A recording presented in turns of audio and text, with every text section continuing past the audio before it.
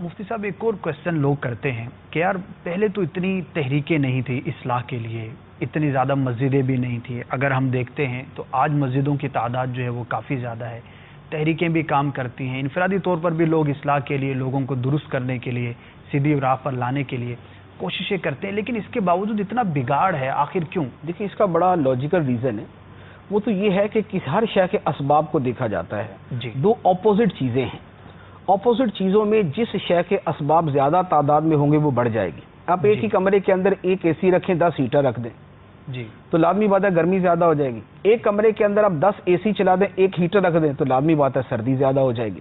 اصلاح اور بگاڑ کی صورت بھی یہی ہے کہ اصلاح کی تعداد 1% ہے اور جو بگاڑ کی تعداد ہے وہ 99% ہے. یا چلے آپ بہت زیادہ کم زیادہ کر لیں تو یوں کہہ لیں کہ 10% اصلاح کے اسباب موجود ہیں اور 90% اسباب جو ہیں وہ بگاڑ کے موجود ہیں.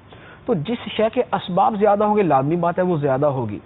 اب یہ دیکھیں کہ نیکی، مثال کے طور پہ نیکی پھیلانے کے لیے کتنے چینل ہیں مذہبی چینل کی تعداد جو ہے وہ نہ ہونے کے برابر ہے. یعنی جو پراپر اسلام کے مطابق وہ ایک، جو تھوڑی چیزیں تھوڑی سی مکس کرا کے ہوں گے وہ 2-4 ہو جائیں گے.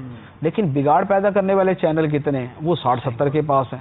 اچھا وہ بھی 60-70 تو وہ ہیں کہ جو ہمیں اویلیبل ہیں آسانی کے ساتھ. اگر تھوڑی سی ہم ترقی کی کوشش کریں تو 400-500 چینل تو ہمیں آرام سے بیٹھے بیٹھے مل سکتے ہیں.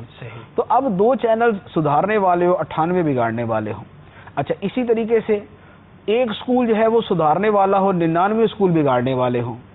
بازار جو ہے وہ بگاڑ کے اندر اپنا کردار ادا کرنے والے ہیں. انٹرنیٹ کا معاملہ ہے کہ جناب ایک ویب سائٹ اگر مذہبی ہے تو اس کے مد مقابل 100 ویب سائٹ جو ہے وہ دوسری بگاڑ پیدا کرنے والی ہے.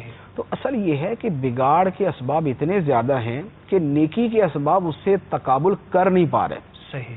آپ یہ دیکھیں کہ اگر یہ بھی نہ ہوتے، اگر جو مذہبی اسباب ہیں جو دین کی اصلاح کے لیے کوششیں کی جاتی لوگوں کی اصلاح کے لیے